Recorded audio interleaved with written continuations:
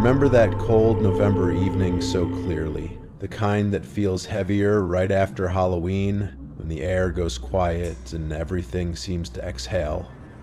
The decorations along Maple Drive were still hanging, drooping ghosts, faded spiderwebs, half-deflated inflatables swaying in the breeze that wasn't really there. I was out in my driveway, pulling fake tombstones from the lawn, trying to finish before the early sunset swallowed the neighborhood. Across the street, my neighbor's scarecrow was still standing in his yard, staring straight at my house. It had been there all through October, part of the neighborhood's little Halloween tradition where everyone added something spooky to their yards. But that thing always made me uneasy. It wasn't like the rest. The clothes were real. An old flannel shirt and worn jeans, not the cheap plastic kind you'd find at Party City. The head was worse. It was burlap sack stitched together around what looked like a mannequin head, but the features underneath were sharper, almost human. I remember glancing up while gathering my plastic pumpkins, and for the first time, I noticed something different.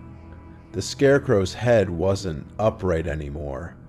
It was tilted slightly downward, like it was watching me pack up. I told myself the wind must have moved it, but there was no wind that evening. The air was still, so still it felt wrong. The shadows from the street lights stretched long across the cul-de-sac, making the whole block look frozen in time. My neighbor, Mr. Dorsey, was a quiet guy, kept to himself mostly. I'd see him mowing the lawn or taking the trash out at odd hours, but that was about it. The scarecrow was his one sign of Halloween spirit, and nobody ever commented on it. Still, that night, something about it looked off. The posture was different. The shoulders weren't slouched anymore, they looked tense. Aware, I'd tried to brush it off while changing the orange porch bulbs back to normal white ones. But every few seconds, I caught myself glancing back across the street. It was probably just the angle, or maybe my eyes adjusting to the dim light, but I could have sworn its arm was raised a little higher now. I stood there, frozen, staring for a full minute, waiting for any kind of movement. Nothing. Then my phone buzzed in my pocket. Tyler, my friend, reminding me about the game we were supposed to watch. I quickly typed back, trying not to look at that thing again, but when I finally looked up, my stomach tightened hard. The scarecrow's head wasn't turned toward me anymore. It was facing my front door. I walked slowly to the edge of my driveway, pretending to check the mailbox just to prove I was overthinking it. But the closer I got, the more wrong it looked. The burlap sack around its head wasn't stuffed evenly anymore. It had dents, two deep hollows right where eyes should be, and for a second, I saw something faint, a shimmer, like the quick flash of light off glass. My pulse jumped and I let out a shaky laugh, forcing myself to believe maybe Mr. Dorsey put marbles or reflectors under there to make it look more realistic. That had to be it. I tried to focus on cleaning up, tossing the last fake cobwebs into a garbage bag, but that uneasy feeling wouldn't fade. When I looked up again, it was still there, perfectly still, except for the faintest glint where its left eye should have been. I blinked, then blinked again. The shimmer moved. It wasn't light, it was blinking. I froze, the garbage bag hanging from my hand, air stuck in my throat. No cars, no people, no sound. Just that thing watching my porch. I took one careful step back toward the garage, pretending to stay calm, while my mind searched desperately for a reason that made sense. Maybe Mr. Dorsey had installed some kind of motion sensor inside the head, something that reacted to movement. That had to be it. Still, the more I tried to convince myself, the more wrong it felt. There was no glow, no wiring, just a dull, human-like blink buried deep in the burlap. I told myself I'd walk over there just to check, but my legs wouldn't move. Something deep in my gut screamed not to cross that street. My hands were freezing, my heart beat loud in my ears, and it wasn't from fear of getting caught snooping, it was something heavier, like I wasn't supposed to see what I just saw. I grabbed the rest of my decorations, shoved them into a plastic bin, and rushed back inside. The moment the door shut, I expected the warmth to help, but it didn't. I kept glancing toward the window, my body tense, waiting for another sign. The blinds were half open, and through that thin gap, I could still make out its shape, standing perfectly still, like it had never moved. I turned on the TV, hoping the sound would drown out the thought, but nothing helped. Every flicker of light from the screen made me glance back toward the window again and again. My nerves were shot. By 9 o'clock, I finally decided to pull the blinds shut, just to end the paranoia. But before I did, I made one last mistake. I looked, and in that instant, my chest tightened. The scarecrow was gone. Completely gone.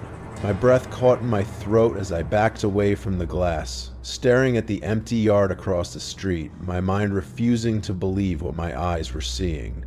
There was nowhere it could have gone. The Dorsey's backyard was fenced, the gate locked, and no car had passed by in the last half hour. I stood there in silence for what felt like a full minute, just listening. The only sound was the low hum of a streetlight and my own heartbeat. I told myself maybe Mr. Dorsey had finally brought it in. Maybe it was that simple, but deep down I didn't believe it. Something about the street looked wrong now. Emptier. Too still. And even though I couldn't see the scarecrow anymore, I couldn't shake the feeling that something out there was still watching my house. I finally grabbed my phone and texted Tyler asking if he wanted to come over to watch the game instead. I didn't say why, I just didn't want to be alone. He said he'd swing by in 20 minutes. That gave me just enough time to pretend everything was fine. I turned on all the lights, set out some chips, double-checked every lock on the doors, but every few minutes, I found myself peeking through the peephole again. My stomach felt tight, my hands restless. When the clock hit 9:30, there came a sound. A soft knock, not the doorbell, just 3 quiet taps. I exhaled in relief, assuming it was Tyler being polite, so I opened the door without thinking. But there was no one there. The porch was empty, the street silent. The air cold and still, like it was holding its breath. Then, from the corner of my yard, just beyond the bushes, I caught a flash of red and black plaid, the same flannel the scarecrow had been wearing. My breath caught. I froze in the doorway, fingers gripping the handle so hard it hurt. The air outside felt different now, colder, heavier, like the whole street was holding its breath. I could hear the faint scrape of dry leaves sliding across the pavement, the kind of sound that feels closer every second. I didn't see anyone, but that flicker of color wouldn't leave my mind. I shut the door slowly, locked it once, then again, each click echoing too loud in the silence. My phone buzzed, Tyler saying he was almost here. Relief hit me for a second, until I saw the timestamp, 10 minutes ago. No headlights, no sound, nothing. The quiet pressed in, thick and wrong. Then came the noise, soft, deliberate footsteps on my porch. My chest tightened as I leaned toward the peephole, heart pounding so loud I could barely breathe. For a moment, all I saw was black. Then faintly, something moved, slow, steady, like someone shifting their weight on the porch. My porch light flickered once, then dimmed, the glow shrinking until it barely touched the front steps. And in that half second of dying light, I saw it. The burlap face. The scarecrow was standing right in front of my door. I stumbled backward, knocking over the bowl of chips I'd set out, my breath catching in my throat. My hands shook as I fumbled for my phone and tried calling Tyler, but it went straight to voicemail. Every muscle in my body screamed to run, but there was nowhere to go. I turned on every light in the house, one after another, like that would somehow keep the dark from getting in. But when I glanced back at the door, the porch light wasn't just dim anymore. It was gone. Out. Like someone had reached up and twisted the bulb out with their bare hand. I crept toward the small window beside the door, my heartbeat pounding in my ears, and pulled the curtain back just an inch. Nothing. The porch was empty again. I stayed there for what felt like forever, frozen, until I finally forced myself to sit down and wait for Tyler. Maybe it was a prank, I told myself. Maybe some kid moved the scarecrow to freak me out. I tried to believe that, I really did.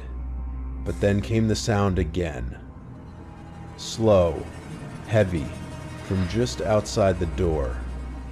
This time the noise came from the side of the house. A slow, dull scrape, like straw dragging against the siding. I froze, thumb hovering over the TV remote before clicking it off completely. The silence was thick, every tiny sound cutting through it like glass. The noise circled slowly from the side wall toward the back of the house, the rhythm uneven but deliberate. I didn't dare move, but my eyes followed it, my ears straining. When it reached the kitchen, I saw the curtains sway ever so slightly, like someone was standing just outside, brushing against it. My throat went dry. I finally whispered, "Tyler?" praying for an answer I knew wouldn't come. Nothing. Just stillness, until a soft tap echoed against the glass. Once. Twice. 3 times. My whole body locked up, and I forced myself forward, each step a fight against the panic clawing at my chest. I peered through the tiny gap in the curtain, and in that instant, the porch light flickered back on. The scarecrow was right there, inches from the window, its burlap face pressed against the glass, head tilted like it was studying me. I stumbled back, fumbling for my phone, hands shaking too hard to dial, and then headlights swept across the room. Tyler's car. I bolted for the front door and threw it open, shouting his name. He waved from the driveway, confused, asking if everything was okay. I didn't answer right away. My eyes had already drifted past him toward Mr. Dorsey's yard. The scarecrow was back in its spot, perfectly still, like it had never moved. The morning light made it look almost harmless again, and for a moment I wondered if I'd imagined everything. Still, something in me needed to know, so before work I crossed the street. Mr. Dorsey was outside, sipping coffee, calm as ever, nodding like any other day. The scarecrow stood beside him, same worn flannel, same crooked grin stitched across that burlap face. I almost asked about it. I almost told him what I saw last night, but when I got close enough, something caught my eye. Right under the collar, just barely visible beneath the frayed fabric, was a small piece of black cloth. It wasn't part of the scarecrow, it was different, softer, newer. My chest tightened as I realized what it was. A torn piece of a black t-shirt. The same one Tyler had been wearing when he came over last night. My mouth went dry, but I didn't say a word. Mr. Dorsey smiled politely, took another sip of his coffee, and went back inside. And the scarecrow just kept smiling.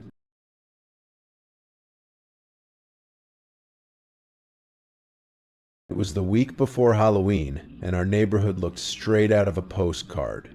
Every house on the street had pumpkins glowing on porches, fake cobwebs stretched across bushes, and skeletons swaying from tree branches whenever the wind passed through. My mom had me hanging orange lights along the roof while my little sister Emily ran around the yard in her princess costume. For the 3rd time that week, everything felt so normal, the kind of calm that always comes right before something goes wrong. That Thursday night, my parents went to a neighborhood meeting, leaving me in charge of Emily. The sky was painted a deep orange before it slipped into night, and the wind had that cool bite that makes the decorations sway and creak. Emily sat on the couch watching an old Halloween cartoon, her tiny hands sticky with candy corn, while I scrolled through my phone, half paying attention. I didn't know it then, but something was about to change that night. It started when Emily called out to me from the hallway. Her voice was small, hesitant, like she wasn't sure if she should even say it. I looked up and saw her pointing at the basement door. "He's down there," she whispered, her eyes wide and serious. I frowned, confused, and asked who she meant. She swallowed hard and said, "The boy dressed like a ghost." I laughed, thinking it was another one of her spooky Halloween stories. I told her not to scare herself with silly things and reminded her we didn't even have a real basement, just a small crawl space under the stairs. But Emily didn't smile. She said she heard someone talking down there, asking her to come play. The way she said it sent a chill right through me, even though I tried not to show it. I opened the door, turned on the light, and showed her it was empty, just boxes and cleaning stuff. After that, I made her sit next to me in the living room. She kept glancing down the hall, chewing her nails like she was waiting for something. Around 8, I tucked her into bed, nightlight on, door cracked open like always. But when I turned off the hallway light, I noticed the basement door again, slightly open. I was sure I'd closed it earlier. I sighed, assuming Emily had gotten up, so I shut it tight, this time, and latched it, just to be sure. I went back to my room, turned on my lamp, and tried to focus on homework, but about half an hour later, I heard a faint tapping sound somewhere in the house. 3 knocks, then silence. It wasn't the wind or pipes. It sounded human. My heart started pounding as I stepped into the hallway, listening. The air felt colder, heavier. Then from the crack of the basement door, I caught a faint movement, like someone stepping backward into darkness. I froze, every instinct screaming not to move. Still, I reached for the handle. The door creaked open, and the light barely touched the far wall. Everything looked normal, boxes, a broom, an old Halloween wreath, until I heard a whisper, a soft, breathy voice saying, "Don't close the door." My stomach dropped. I flicked on the light, but it stopped. Nothing. I slammed the door shut and leaned against it, shaking. Told myself it was my imagination, but when I checked on Emily later, she was awake, staring at her window. Before I could ask, she whispered, "He said he wants to meet you next." The next morning, I told myself it was just Emily's imagination, but her words wouldn't leave my head. "He wants to meet you next." The way she said it didn't sound playful, it sounded scared. By Saturday, the neighborhood buzzed with Halloween excitement. Kids ran in costumes, someone tested a fog machine, and Dad hung a skeleton by the porch. Mom went to buy more candy, but Emily stayed quiet, sitting on the steps staring at the basement door. When I asked why, she whispered, "He waved again last night." My stomach dropped. I told her to stop scaring herself. She didn't look away. "He said it's almost Halloween. He likes when it's cold and dark." There it was again, slow, deliberate movement followed by a soft thump. I called for my dad, but he was still outside fixing the decorations. My feet felt heavy as I walked toward the hallway. The basement door was cracked open again, even though I knew I had latched it earlier. The orange porch light flickered through the window, shadows crawling across the floor like they were alive. My hand trembled as I reached for the doorknob and swung the door open. Nothing. Just a rush of cold, damp air that didn't belong in a house. I flipped on the light, my heart pounding so hard I could hear it. Everything looked the same, boxes, brooms, a pile of old Halloween stuff, except for one thing. The back wall had a faint outline, like something heavy had been pressed against it. I stepped closer and crouched down. A small piece of thin white fabric was sticking out from the corner, wrinkled like part of an old ghost costume. Maybe Emily hid it there while playing, I thought. But before my fingers touched it, footsteps echoed behind me. I spun around. No one was there. The house was dead silent again. I backed away slowly and locked the door tight. My hands were shaking when I looked out the front window and saw Emily standing at the edge of our yard, staring toward the neighbor's house. I rushed outside and asked what she was doing. She pointed with a small trembling hand and said, "He's in their yard now." I followed her gaze and saw him, half hidden behind a line of cornstalk decorations. A small boy, pale, wrapped in white fabric like an old ghost costume. At first, I thought it was just another decoration until his head turned, slowly, directly toward us. My breath caught in my throat. The fabric over his face rippled in the wind, but he didn't move, didn't blink. He was about Emily's height, but the way he stood was wrong, too stiff, too quiet. No kid stood that still. When I blinked, he was gone. I turned to Emily, but she didn't look scared. She just whispered, "He only shows himself to us." That night, our parents went to a Halloween party, leaving us home again. The house glowed with orange lights, cheerful on the outside, but inside, everything felt off. Emily wouldn't go near the hallway.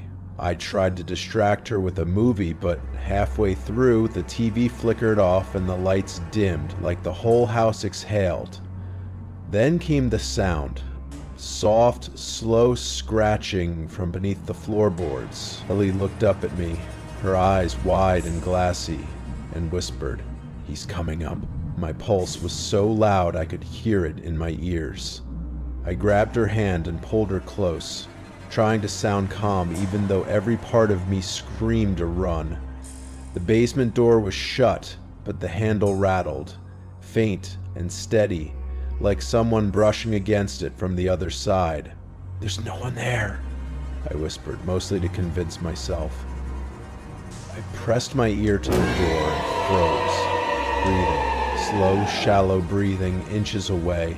I stumbled back, heart hammering, and the sound stopped. Then Emily gasped. I turned and saw her pointing toward the living room window. Outside, under the weak glow of the porch light, the same boy stood at the edge of the yard.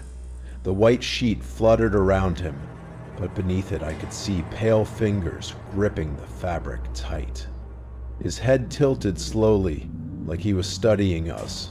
I grabbed the phone to call my dad, but only static filled the line. The porch lights flickered, and for one split second of darkness, he was closer, standing by the porch steps. My throat tightened. Emily began to cry softly. "He found the way in," she whispered. I didn't ask what she meant. Deep down, I already knew. A few seconds later, a dull thump echoed from the basement, then another, louder this time, like something was pushing up from underneath the floor. My chest tightened. I grabbed a flashlight, my hands trembling, and aimed it toward the door. The latch clicked on its own, slowly releasing. The door creaked open just an inch, and a cold draft swept out, carrying the smell of dust and damp earth. I couldn't move. The beam of light in my hand shook violently as I saw movement in the darkness. A small white shape slowly rising, step by step from the basement. The fabric dragged across the stairs, catching the light just enough to reveal glimpses of a pale face beneath. I slammed the door shut with everything I had, twisting the lock and shoving a chair against the handle. The knocking started again, steady and desperate, shaking the wood. It went on for nearly a full minute before falling silent. The next morning, the chair was still there, but the basement door stood wide open. The latch had snapped clean off. My dad said it must have come loose overnight, but Emily wouldn't go near that side of the house again. Later that day, as I passed the window, something caught my eye. In the neighbor's yard, among the plastic tombstones, stood a new decoration, a small white figure motionless in the sunlight. Only this one had its head turned directly toward our house.